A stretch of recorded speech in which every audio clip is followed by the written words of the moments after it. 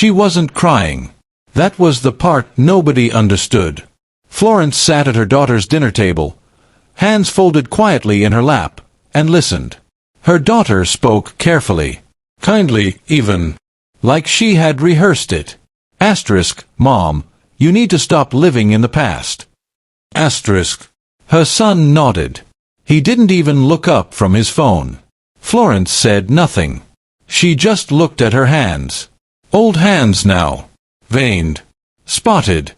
Hands that had kneaded bread before the sun came up. Hands that had pulled weeds in hard summer soil, fixed a leaky pipe at midnight, braided a little girl's hair every single morning for 11 years straight. These hands had built something. A life. A home. A family. The very family now sitting across from her, telling her to let go. Let go of what, exactly? The farmhouse. Harold. The 40 years of ordinary, beautiful mornings that nobody photographed because nobody thought they needed to? She didn't ask out loud. She just nodded. Smiled the way you do when arguing feels pointless, when you already know the conversation is over before it begins. But something sat heavy in her chest.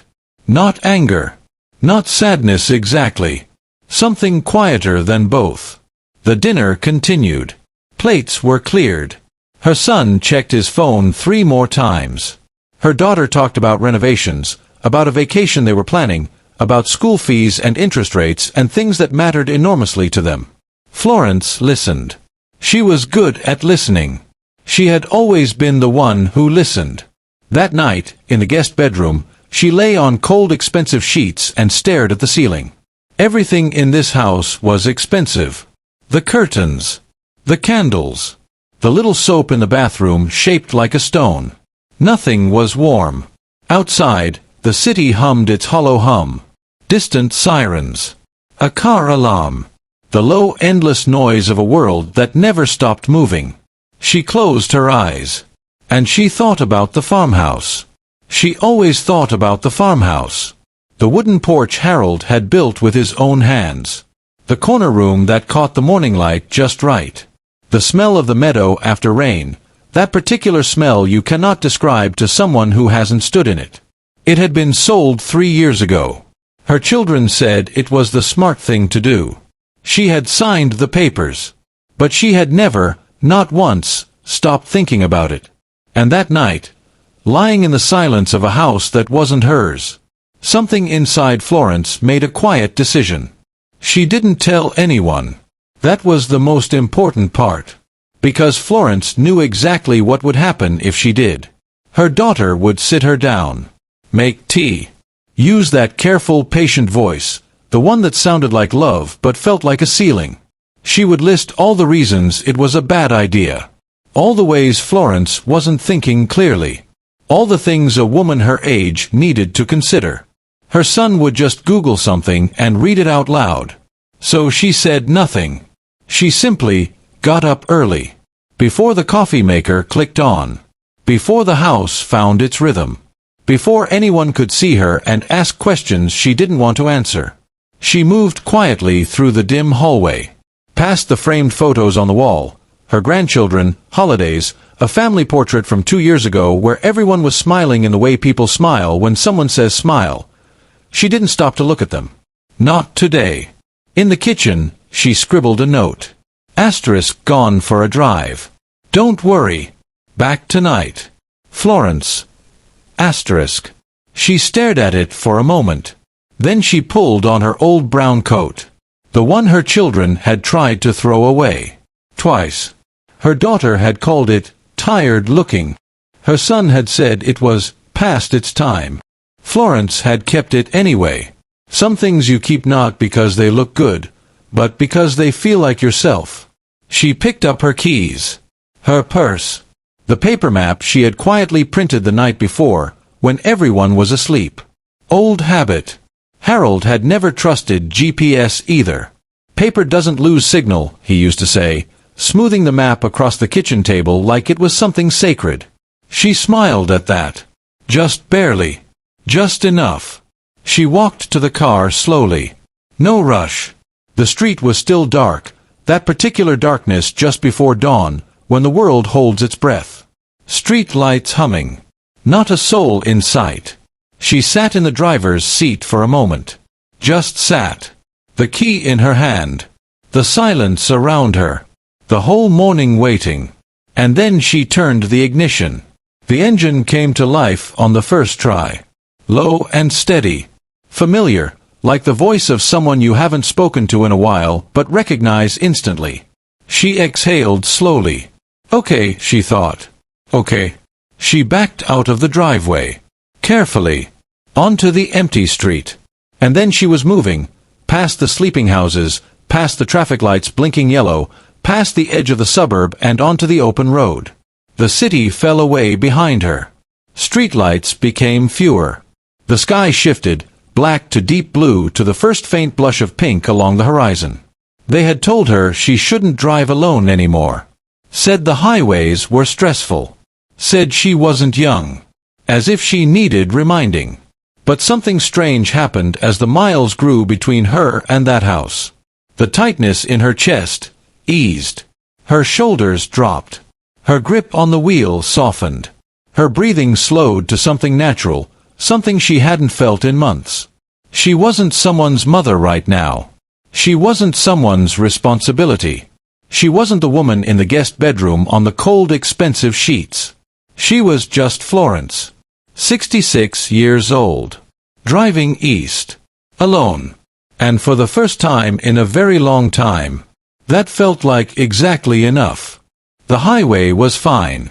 It was the old roads that caught her off guard. She had forgotten. That was the thing. She had genuinely forgotten how different it felt out here. How the world narrowed. How the trees on both sides grew tall and close, pressing in like walls that hadn't decided yet whether they were welcoming or warning. The road surface changed beneath her tires. Smooth highway gave way to cracked asphalt. Then gravel patches. Then a long stretch of nothing but her engine and the wind moving through branches overhead. And then the GPS stopped. Just stopped. One moment it was guiding her calmly. The next, silence. A blinking dot on a gray screen that hadn't moved in 5 minutes. No signal. No rerouting. Nothing. Florence pulled over onto the gravel shoulder and sat quietly. She unfolded the paper map across the steering wheel. Harold's habit. She had teased him about it for decades. Nobody uses maps anymore, Harold. And here she was, 66 years old, on a narrow road in the middle of nowhere, grateful beyond words for a printed piece of paper. She found Heron Road. Traced the route with her finger. Still 20 minutes, she thought. Maybe 25. She folded the map carefully and pulled back onto the road. But her hands weren't quite steady. She noticed it at the next bend, a faint trembling. Not fear exactly. Something closer to the feeling you get standing at the edge of something high. Not panic. Just awareness. Of how alone she was. Of how far she had come. Of how nobody knew exactly where she was right now. She pulled over a second time. Just to breathe. Outside the window, the trees were still. A crow landed on a fence post and stared at her with that particular crow expression, unbothered, ancient, slightly judgmental. "What are you doing out here?" she thought. It was a fair question. The farmhouse had new owners. She had no claim to it. She couldn't simply show up at someone else's door after 3 years and say, "What? I used to live here. I used to be happy here. I signed the papers, but I think I signed away the wrong thing." She drove on anyway. The towns grew smaller. Gas stations older. Hand-painted signs for things that probably no longer existed. A church with a cracked parking lot. A school that looked like it hadn't opened in years. She stopped at a diner. Small, worn, the kind of place that smells like coffee and decades. She ordered black coffee and a slice of cherry pie she didn't finish. The waitress was young. Maybe 25. She had the easy confidence of someone who had never had to question whether she belonged somewhere. Florence envied that quietly. "Do you know the area around Heron Road?" she asked. The girl looked up from wiping the counter. Sure. Grew up not far from there. Asterisk. Is it still quiet out that way? She thought for a moment. Asterisk. Very quiet. Nobody much goes out there anymore. Asterisk. Nobody much goes out there anymore. Florence paid her bill. Left a tip larger than the coffee deserved. Walked back to the car and sat without starting the engine. That sentence stayed with her. Nobody much goes out there anymore. She thought about how quietly things disappear. Places you love. Versions of yourself. A whole life, not taken from you suddenly, not destroyed, just slowly left behind. While everyone else moves forward. While the world decides it has no more use for what was there. She started the engine. She was close now. And she wasn't turning back. She almost turned back at the mailbox. The old wooden one. Still standing. Still leaning at that same familiar angle, like it was tired but had made a decision long ago to simply refuse to fall. She had driven past it 10,000 times. She knew the exact way it caught the afternoon light. She knew the way the wood had darkened around the base from years of rain. But the name was gone. Painted over. White. Clean. Someone else's name now, in neat black letters. Florence sat in the car at the end of the long gravel drive and stared at it. And didn't move. The engine idled softly. The trees around her shifted in a slow morning wind. Everything looked exactly the same. The curve of the drive, the oak at the left edge, the way the land dipped gently before rising again toward the house, and yet nothing was hers anymore. Not a single inch of it. She had signed those papers 3 years ago at a lawyer's table downtown. Her daughter had squeezed her hand. Her son had said it was the right decision. The smart decision. And Florence had nodded, and held the pen, and written her name. And that had been that. She pressed her forehead against the steering wheel. The silence inside the car was enormous. The kind of silence that doesn't comfort, it just holds you there, inside everything you haven't said. She thought about Harold. How he had spent an entire summer building that porch. How it had taken twice as long as he'd planned because he kept stopping, setting down his tools, sitting on the half-finished steps, watching the light move across the meadow like it was something worth studying. She used to stand at the window and watch him do it. Sometimes she'd bring him coffee and sit beside him. "We're not in a rush," he'd say. "The whole world is in a rush," she'd answer. "That's their problem," he'd say. "This is the good part. This is the good part." She hadn't thought about that in years. The memory arrived now, fully formed, like something that had been waiting just outside a closed door. And it hurt. Not because it was sad, but because it was so completely, irreversibly true. That porch. That light. That man who thought a sunset was worth being late for. That version of her life that had been real, and warm, and hers. She thought about her children. How they moved through the world, fast, efficient, certain. How they had looked at this land and seen liability, upkeep, sentiment dressed up as practicality. They weren't cruel. That was the hardest thing to hold on to. They weren't cruel. They just couldn't feel what she felt when she stood in that meadow. Some things don't translate. Maybe they're right, Florence thought. The words came quietly, without drama. Asterisk, maybe I am just stuck. Maybe a 66-year-old woman sitting outside someone else's house, 4 hours from home, pressing her head against the steering wheel. Maybe that's not strength. Maybe that's just grief that never learned when to stop. Asterisk. She stayed like that for a long moment. Forehead against the wheel. Eyes closed. The morning moving gently around her, indifferent and soft. She thought, I should go home. She thought, there is nothing left here for me. She thought, Harold would know what to do. And that last thought was the one that broke something open. Not loudly. Not the way people break in movies, with sound, with tears, with someone there to witness it. Just quietly. Completely. The way an old house settles in the cold. The silence stretched. And then, a sound. Something she wasn't expecting. Something that changed everything. A dog. That was the sound. Not a car. Not a person. Not some dramatic sign from the universe arriving with music and meaning. Just a dog. Big. Yellow. Absolutely, completely ridiculous. He came bounding down the gravel drive like he had been waiting all morning for exactly this moment. Ears flying. Paws loud on the loose stones. Tail moving so fast it was almost invisible, just a blur of pure, uncomplicated happiness. He reached Florence's car and stopped. Looked straight at her through the windshield. Then barked. Once. Not in warning. More like, well, are you coming out or not? Florence laughed. She couldn't help it. It came out of her before she had time to think, surprised and sudden and wet around the edges. The kind of laugh that arrives uninvited and takes something heavy with it when it leaves. She opened the car door slowly. The dog was on her immediately, pressing his whole warm, enormous self against her legs, tail still going, nose finding her hands, her coat, the paper map poking out of her bag. No hesitation. No judgment.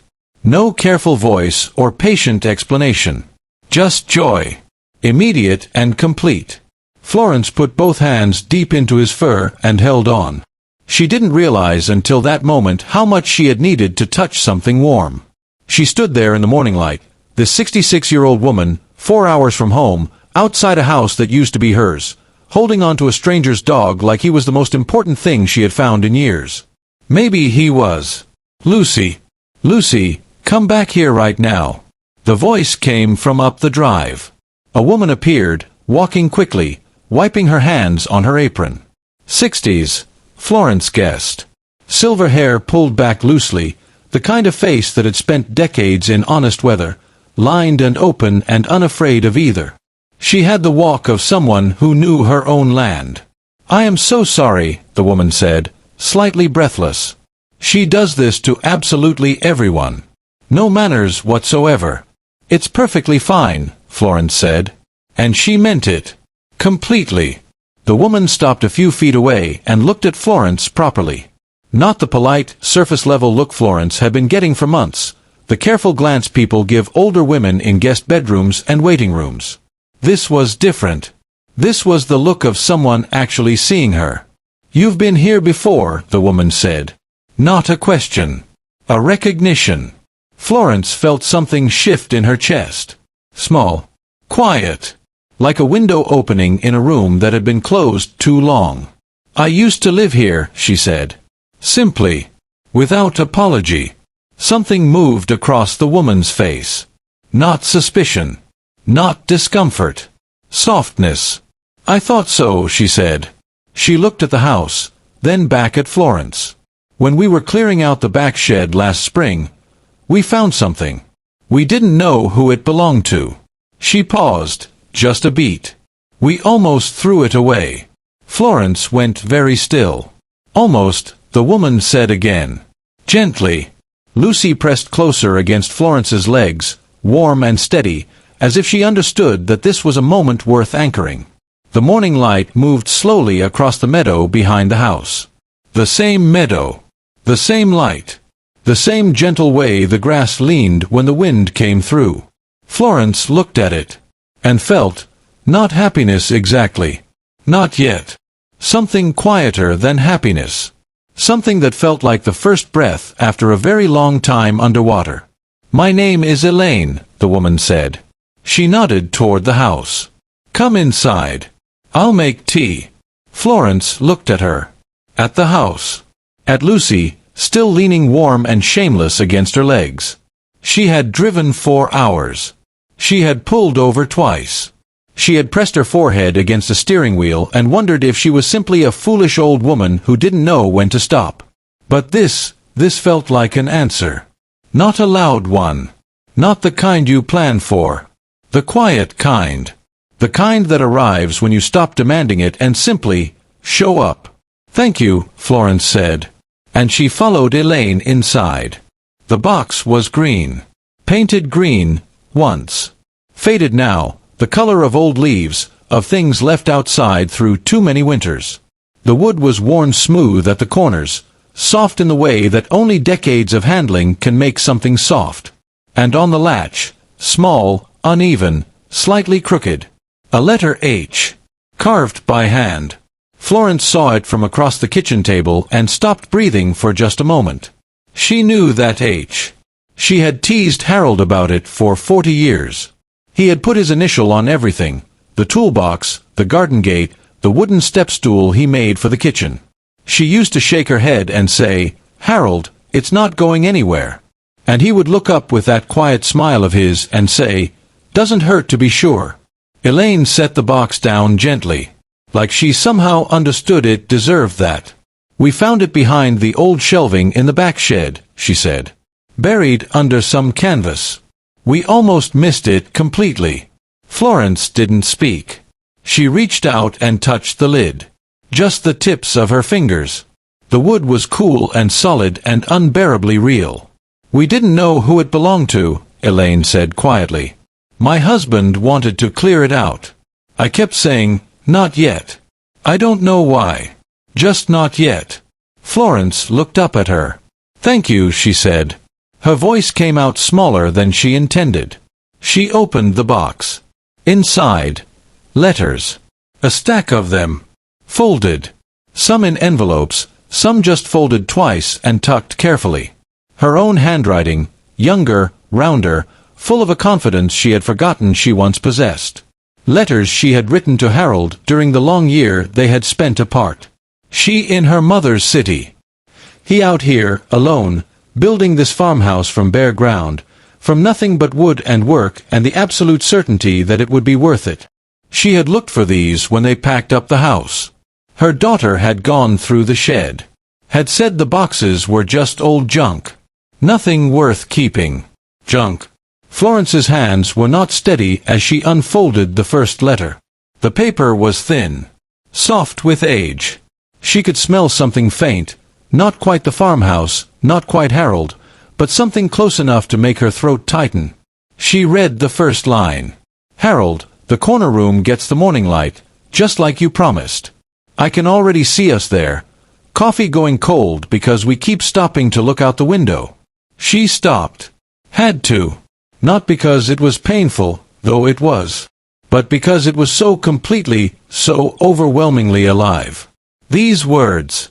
This woman she used to be, young and certain and writing love letters to a man building her a home, never once doubting that the life ahead of them would be worth the waiting.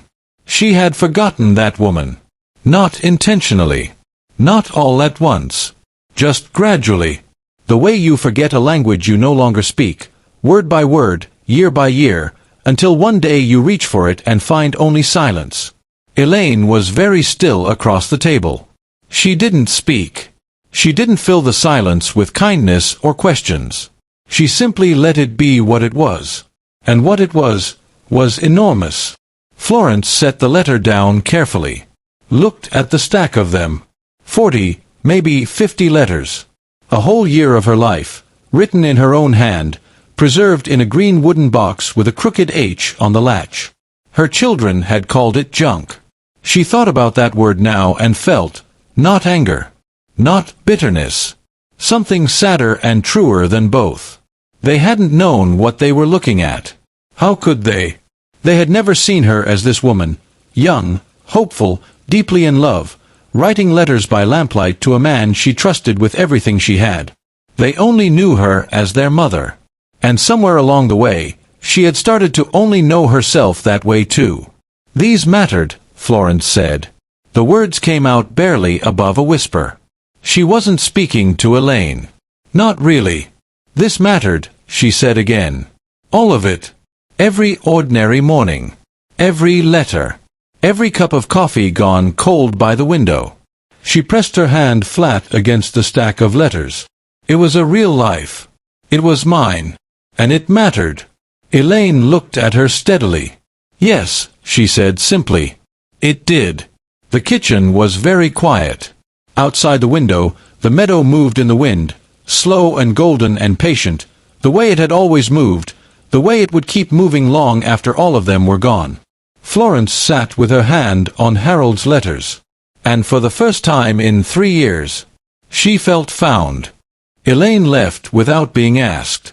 That was the thing Florence noticed first. No explanation. No fuss. She simply looked at Florence sitting there with her hand pressed flat on Harold's letters, and understood.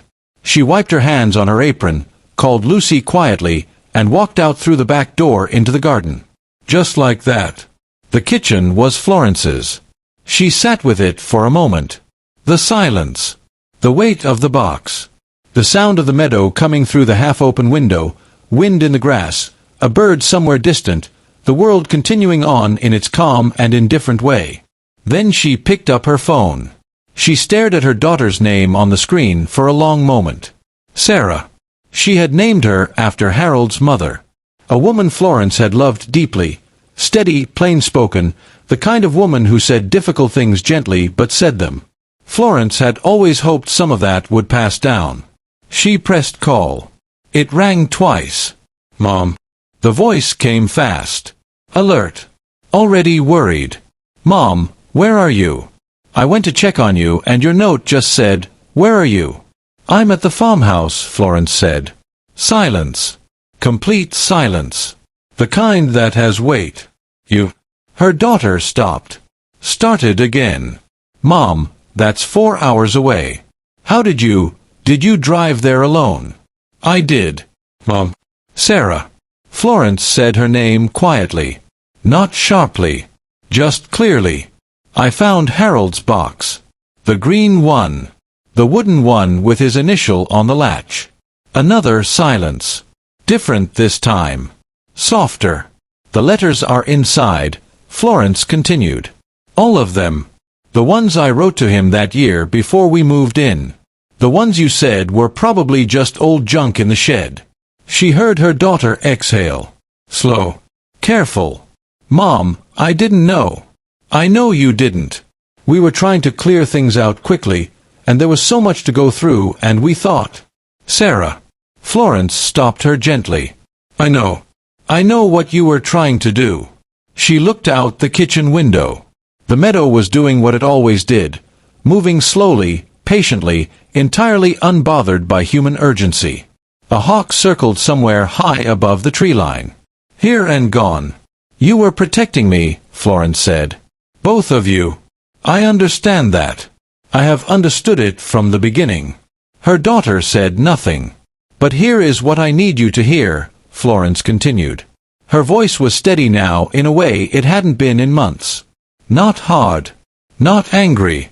Just settled. Like something that had found its footing after a long time on uncertain ground. Protecting someone is not the same as knowing what they need. The words sat between them on the line. Florence let them. She didn't soften them. Didn't rush to reassure. She had spent so many years making her feelings smaller so other people could be comfortable. She had nodded and smiled and signed papers and moved into guest bedrooms. Not today. You decided what was worth keeping, she said quietly. You decided what was junk and what wasn't. You decided that the life I had before you were born, before I was your mother, didn't need to be preserved. She paused. And I let you. That's on me too. I stopped telling you who I was outside of being your mother. And so you forgot. And honestly, so did I. She heard something on the other end of the line. A sound she hadn't heard from her daughter in years. Sarah was crying. Not loudly. Just that particular quiet sound, the small, caught breath of someone who has understood something they can't ununderstand. Mom, she said. And her voice was different now. Younger. Stripped of all the careful, competent, organized certainty. I'm so sorry. Florence closed her eyes. I know you are, sweetheart. Are you okay? Are you really okay? Florence looked around Elaine's kitchen. The old wooden table. The window with the meadow behind it. Harold's box sitting open, full of letters she had written when she was young and certain and completely, entirely herself. Yes, she said. And for the first time in 3 years, the word was true. I'll come get you, Sarah said. Just stay there. I'll drive out. You don't need to. Mom, you've been driving alone for 4 hours. And I'll drive back the same way. That's not. Sarah. A pause. Gentle but firm. I drove here, didn't I? Silence. And then, something Florence hadn't planned for. Her daughter laughed. Not a polite laugh. Not a careful one. A real laugh, surprised out of her, the way the best laughs always are. The way Florence's own laugh had arrived that morning when a ridiculous yellow dog had come bounding down a gravel drive and demanded she come back to life. Yeah, Sarah said softly, still catching her breath. Yeah, you did. I'll call you when I'm on the highway, Florence said. Okay. And Sarah? Yeah. Florence looked at the box. At the letter still unfolded on the table. At her own handwriting, young and round and full of hope. I want to tell you about your father, she said. The version of him you never got to meet. The one who built this porch one summer because he thought it was worth taking his time over. She paused.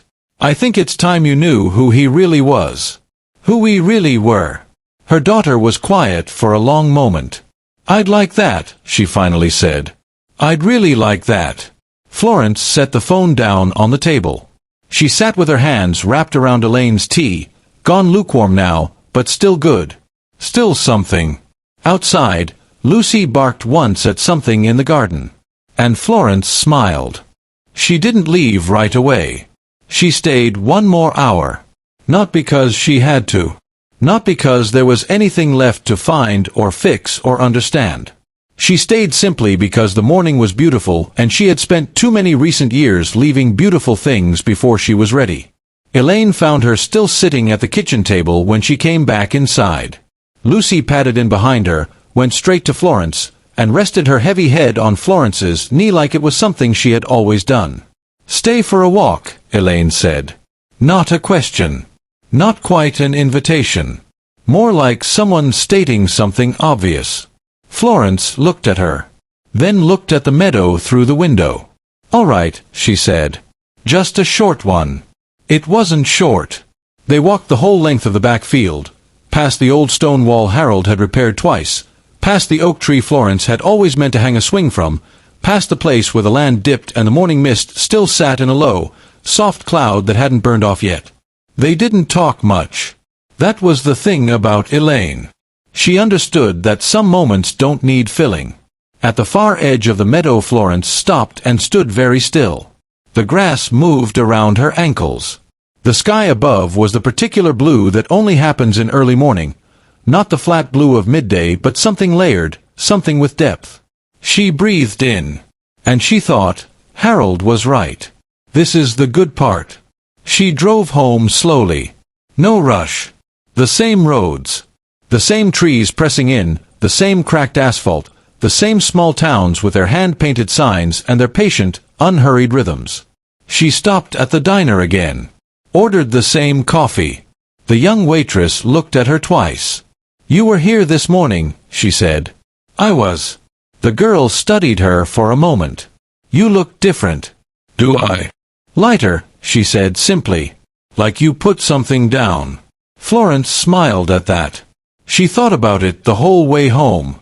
On the long open highway, with the afternoon sun coming in low through the passenger window, she turned it over slowly in her mind. Lighter. Like you put something down. But that wasn't quite right, or at least it wasn't the whole of it. She hadn't put something down today. She had picked something up. Something she had set aside so long ago she had almost forgotten it existed. Herself. Her children had said she was living in the past. They had meant it as a warning, as love, even, in their efficient and well-meaning way. They were afraid she was disappearing into memory, into grief, into a life that no longer existed in any physical, practical sense. They weren't wrong to worry, but they were wrong about what the past was. It was not a trap. It was not weakness or stubbornness or an old woman refusing to accept the way things were now. It was evidence.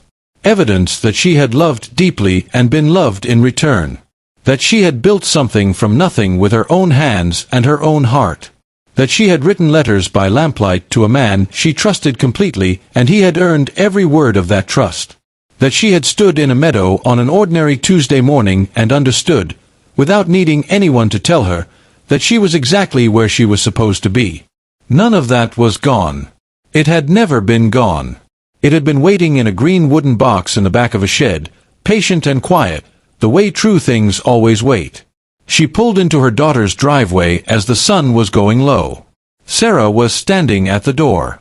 She must have been watching for the headlights. She came down the front steps before Florence had even turned the engine off, and she didn't say anything clever or careful or organized. She just opened the car door and held out her hand. Florence took it. They stood there together in the cool evening air. Mother and daughter. No words needed. The kind of silence that doesn't divide people, the kind that holds them. "Tell me about him," Sarah said finally. Quietly. "Tell me about Dad." Florence looked at her daughter's face, really looked, the way Elaine had looked at her that morning. And she saw it. Underneath all the competence and the careful love and the organized worry, a woman who simply wanted to know where she came from. "Come inside," Florence said. "I'll make tea. And I'll tell you everything." At 66, they had said she was living in the past. What she had found there was not the past at all. It was herself. It was Harold. It was the proof that an ordinary life, lived with love and attention and the willingness to stop and watch the light change, is not a small thing. It is everything. And it was absolutely worth the drive.